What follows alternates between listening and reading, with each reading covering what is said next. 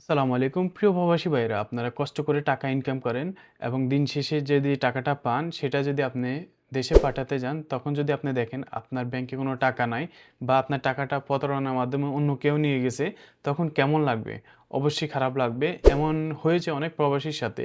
তো আজকের ভিডিওটা সতর্কমূলক এবং আপনাদেরকে বলার চেষ্টা করব এই কষ্টার্জিত টাকা আপনি কিভাবে সুরক্ষিত রাখবেন, এবং অবশ্যই আপনারা ভিডিওটা শেয়ার করে দিবেন এবং সকল বন্ধুদেরকে দেখার সুযোগ করে দিবেন, যেন তারাও সতর্ক হয়। আপনার একটা শেয়ারের মাধ্যমে তাদের অনেক একটা বড় বিপদ থেকে বাঁচার সম্ভাবনা থাকবে। সবাইকে অনুরোধ থাকবে ভিডিওটা শেয়ার করে দিবেন, আর আমাদের চ্যানেল হলে সাবস্ক্রাইব করে দিবেন, পেজ হলে ফলো করে দিবেন।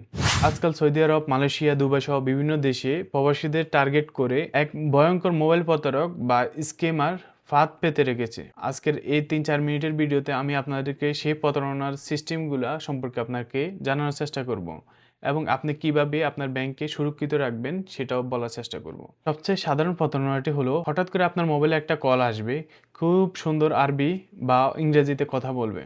কখনো কখনো বাংলাতেও কথা বলতে পারে যে পুলিশ হেডকোয়ার্টার অথবা ব্যাংক থেকে কল করা হয়েছে, আর আপনাকে ভয় দেখাবে যে আপনার আকামা অথবা ভিসার মেয়াদ শেষ অথবা আপনার ব্যাংক অ্যাকাউন্ট ব্লক করে দেওয়া হচ্ছে, এখনই আপনি আপডেট না করলে আপনার সব টাকা কেটে নেওয়া হবে। ভয় পেয়ে আপনি যখন আপনার মোবাইলে আসা যে ওটিপিটা তাদেরকে সেন্ড করবেন, এই কোডটির মাধ্যমে আপনার ব্যাংক অ্যাকাউন্ট থেকে তারা সেকেন্ডে টাকা তুলে নিয়ে যাবে। দ্বিতীয় যে বড় পার্টটি হচ্ছে সেটা হচ্ছে আপনার মেসেজ লিঙ্ক পাঠানো। আপনার হোয়াটসঅ্যাপ নাম্বার অথবা আপনার মেসেজে আপনাকে একটা লিঙ্ক পাঠাবে, যেখানে লেখা থাকবে অভিনন্দন, আপনি এত লাখ টাকা লটারিতে জিতছেন। অথবা বলা হতে পারে আপনার নামে একটি পার্সেল এসেছে, রিসিভ করার জন্য এই লিঙ্কে ক্লিক করুন।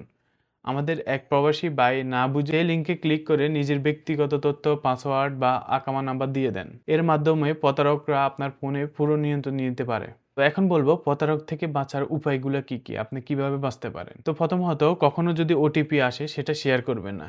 ব্যাংক অথবা পুলিশ অথবা সরকারি যে কোনো প্রতিষ্ঠান কখনোই আপনাকে ফোন করে আপনার পাসওয়ার্ড জানতে চাইবে না অথবা ওটিপি জানতে চাইবে না। কেউ মোবাইলে কোড পাঠাইলে সরাসরি তার মোবাইলটা কেটে দিবেন।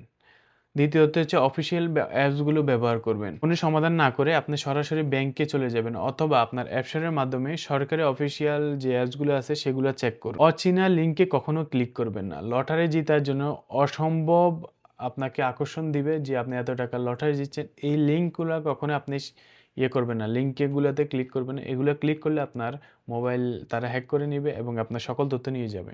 আবার অনেকে আপনার পার্সেল আসছে বলে একটা লিঙ্ক দিবে, সেখানে ক্লিক করে আপনার তথ্য পূরণ করতে বলবে, সেটাও প্রতারণার একটা অংশ। পরিশেষে একটা কথা বলি, প্রবাসীরা নিজেকে সুরক্ষিত রাখার সবচেয়ে বড় হাতিয়ার হচ্ছে আপনার সচেতনতা, নতুন কোনো কিছু শিখার মানসিকতা, স্মার্টফোনে অযথা সময় নষ্ট না করা। ইংরেজিতে অন্তত কথাবার্তার যে ইংরেজিগুলো সেগুলো শিখতে পারেন, তবে ডিজিটাল দুনিয়ার কোনো প্রতারকই আপনাকে সহজেই বোকা বানাতে পারবে না। একমাত্র সচেতনতাই পারে আপনার এই কষ্টকৃত টাকা বাঁচাতে। ভিডিওটা অবশ্যই বেশি বেশি করে শেয়ার করে দিবেন, আপনার টাইমলাইনে রেখে দিবেন, মেসেঞ্জারে আপনার বন্ধুদেরকে শেয়ার করে দিবেন যেন তারা সতর্ক হয়। আর আমাদের চ্যানেল নতুন হলে সাবস্ক্রাইব করে দিবেন, পেজে হলে ফলো করে দিবেন। সবাই ভালো থাকবেন, সুস্থ থাকবেন। আল্লাহ হাফেজ।